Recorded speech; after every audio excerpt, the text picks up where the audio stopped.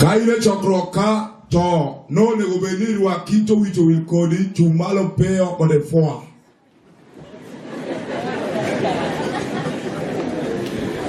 Kain e chokrok to wich ne wil wang kocho poiri daki chum mode foa.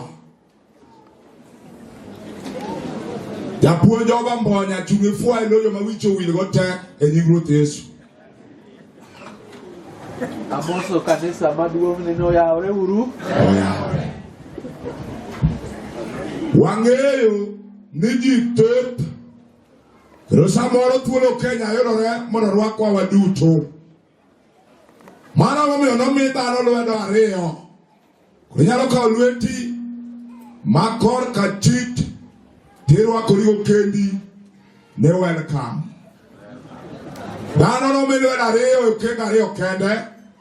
Ni lwet ariyo go ochiw godo kato rwakre go. Karu kane ukorwaki to kata ini nyalo rwakori e nying Ruoth Yesu.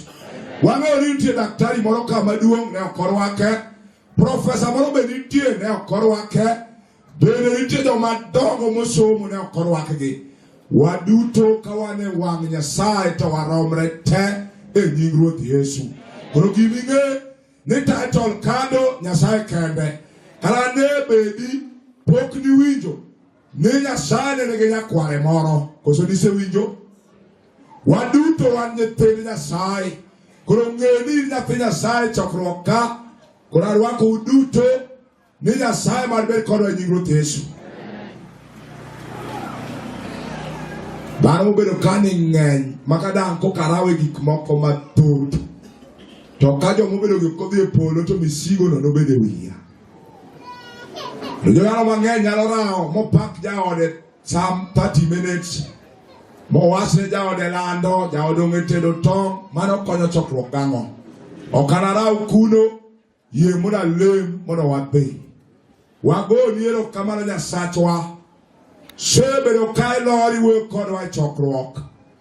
Nyasaye maka nyithinde openjo wach, tilor mondo iwuo kodgi.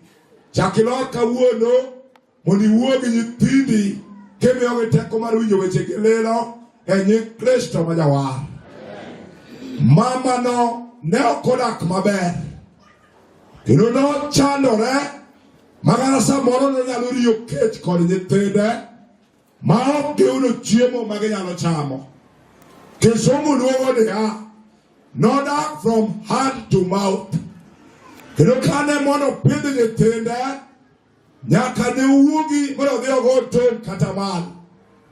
Koro mana ka osenindo kech to wuok mondo odhi omany tich. Ka ogoyo dembe goke, oting'o kapu, to leso bende ne ei okapu. Nowuok mondo odhi omany tich, oyud kaka ang' onyalo pidho nyithinde. Ne en kod nyithindo 8.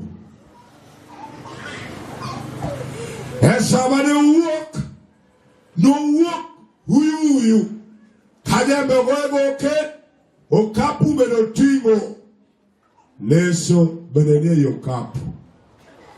Nochako duong'o dhoudi madongo gi matindo ka openjogi niya, be in gi kamoro achadhnie? Kata kamano, kuonde mane oduong'o go te, jogo nokone niya, wan waonge tich, hai wang'a, ililo wang'a, to bende ileo chunya.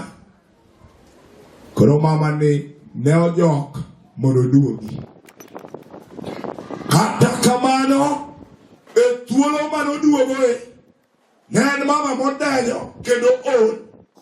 Ne ong'ado wach mondo kik oluw yo mabor, mondo ong'ad shortcut, ochop dalane piyo.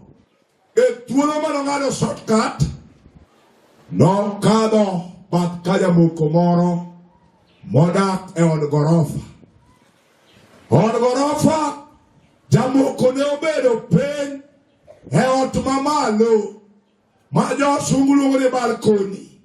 E thuolo ma jamoko obedo kanyo, jamoko norwako angolo, gaset bende nosomo, Moronge kaka weche mag penj dhi.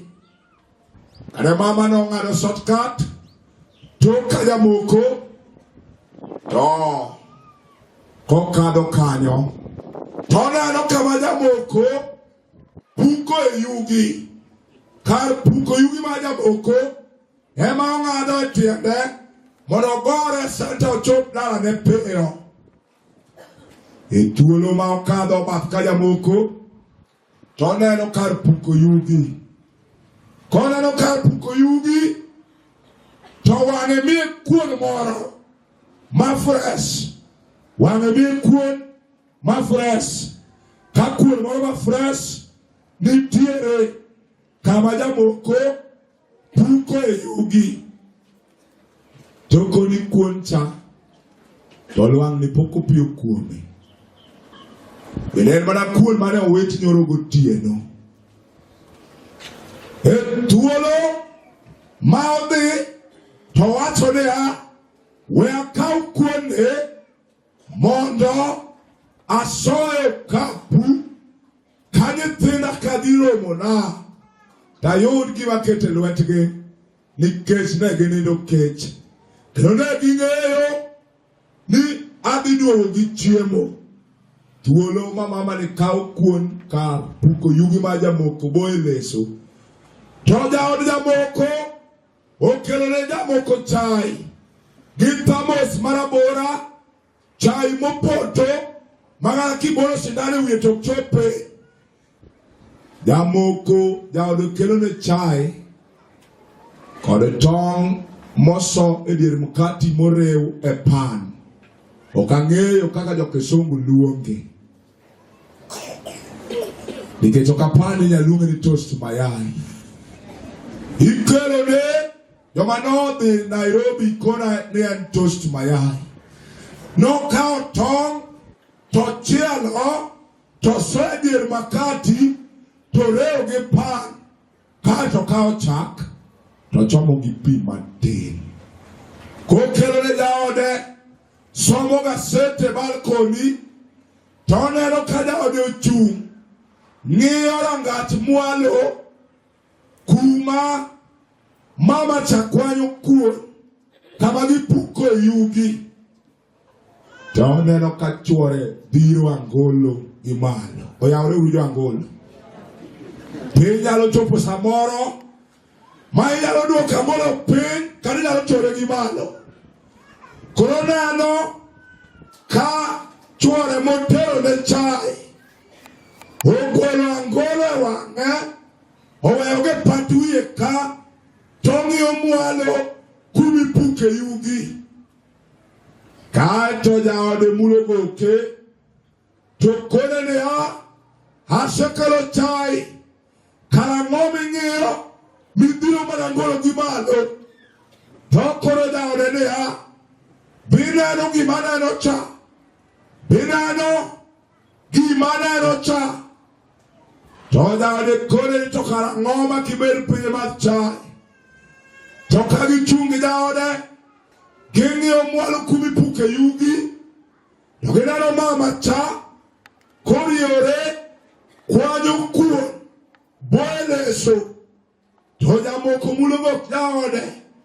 Okoro jaode niya, agone Nyasaye erokamano ni okan mama cha. E thuolo ma mama cha sokuone okapu dhe jamoko bedo piny to nuone jaode niya, agoyo ne Nyasaye erokamano ni okan mama cha.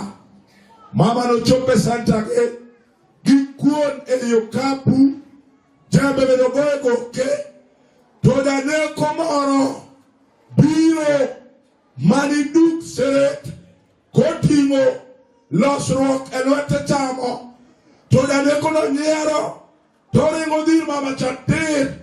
Onyiero matek kabisa, law bende onge go dende, oting'o losruok ochamo.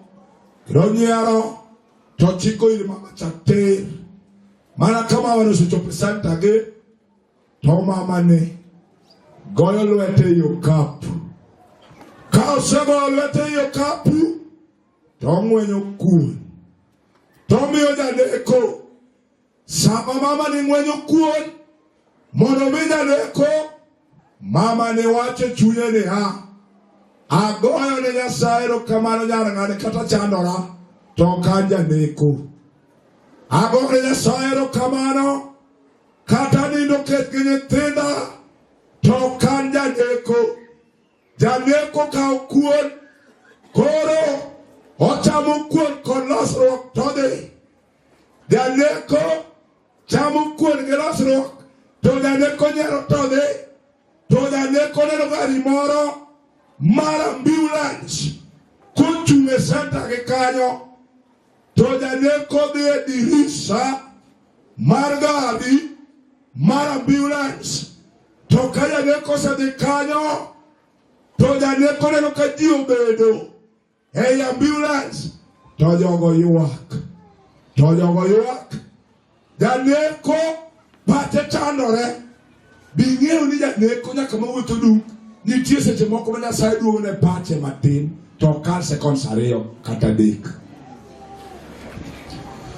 Mana ka Nyasaye oduogo ne janeko pache, to janeko luoro ambulance. Pas janeko chandore. Ang'o ma jogi ywago ka? Ka janeko luoro, to neno sanduku mar maiti ei ambulance. Janeko dhi, Nyasaye oduogo ne pache matin. Janeko wacho niya, agone Nyasaye erokamano ni ok an maiti. Ndik thuon wacho niya, erokamano Nyasaye. Thank you God. Asante Mungu. Ndik thuon wacho niya, erokamano Nyasaye. Thank you God. Asante Mungu.